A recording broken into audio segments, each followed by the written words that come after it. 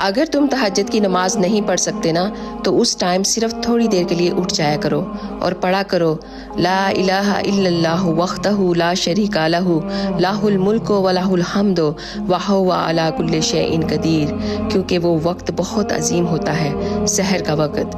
और एक बात बताऊं, खुदा ना किसी चीज़ को भी नहीं छोड़ता, ये बात हमेशा याद रखना। खुदा के यहाँ जो गिव एंड टेक का मामला है ना वो बहुत फास्ट है। आप तहज्जुद पढ़ना शुरू करो, फिर देखो आपकी ज़िंदगी कैसे बदलती है।